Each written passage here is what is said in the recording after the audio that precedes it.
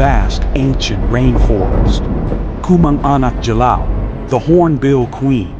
She was born during a blood moon, crimson light spilling over the jungle as the spirits hushed to listen. Her mother, a revered spirit medium, died birthing her, whispering with her last breath, "She will not marry the heir, she will become the heir." Kumang grew like fire wrapped in vines. The longhouse of Jalao, her father, the war chief, was her battlefield and her school.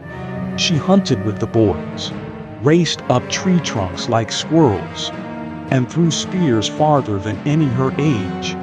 But at dusk, she would sit quietly by the old women, listening to chants as ancient as the river itself, tracing invisible spirit paths in the dusk. The Iban did not make leaders of women. That was the way of the ancestors. Yet, Kumang did not bend. At 16, everything changed. A rival Iban tribe crossed the lake under darkness and slaughtered her people. Her father was among the dead. The attackers took heads for their trophy wall. Her brother, a boy bound by fear and superstition, refused to avenge the bloodshed. He claimed omens warned against war. But Kumang saw only betrayal in inaction. Rage filled her like a storm. She gathered the grieving, young men with burning eyes, orphan girls with sharpened blades. Under her lead, they raided the enemy. They returned with 6 heads and a captured chief, his pride broken and blood trailing behind him. No one dared scold her. Instead, they stepped back into silence. They began to feel her. They called for Angel to pass her fire to her husband, but she refused. She stood before a longhouse and named herself one ahead. The elbow laughed until the sky did not. A drought fell over the land and herbs. The river choked, crops were shriveled, crocodiles attacked and slaughtered villagers. The people turned to the altars and called for sacrifice. Rage went to the forest. She vanished for 9 months. When she returned, her skin was streaked with markings. Her brain wrapped with wild words and sacred wonders. She spoke of a sacred waterfall in the mountain, blessed by the ancestral spirits. She poured water from that place into the sky's path. Turn.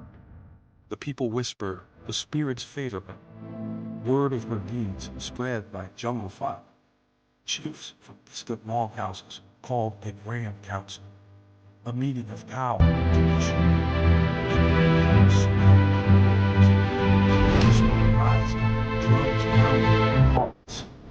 Then she came. She entered with her warriors, some men, some women, moving like shadows, silent as ghosts. She stepped onto the sacred talking mat, where only male leaders had ever stood. Her voice rang out like a river breaker storm. If the jungle does not fear you, why should you? The room stilled. Some stalked, some stared, but many listened. She took tapes of gold, visions, strength. She forged alliances not with hands, but with evidence, sheer scars. Its action. She could not sit behind his name. She stood alone, and the chiefs, one by one, bowed their heads. She became like Anak Jalao.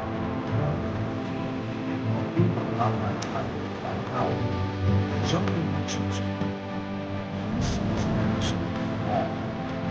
She cried his eyes. Why did I have tribes to to the lands? They raised longhouses, stole children, and defiled sacred grounds. Kumang did not wait. She struck. Her warriors became the forest, cloaked in ash, moving in silence, eyes gleaming like predators. Her pet Hornbill, simply flew ahead every battle, circling the trees like gods. They ambushed from branches, struck in the night, vanished in smoke. The enemy thought they experienced the final war beneath a moon on dark. An eclipse hung in the skies as it flooded the valley for the last battle of the age. Humanity's forces were outnumbered. The warriors stood with death on their shoulders. Then she commanded them to dance, not on tree, not on war, we counted the word. And like from that, not spirits possessed, attacked by all down to her. She roars. Her voice sensual. Lies.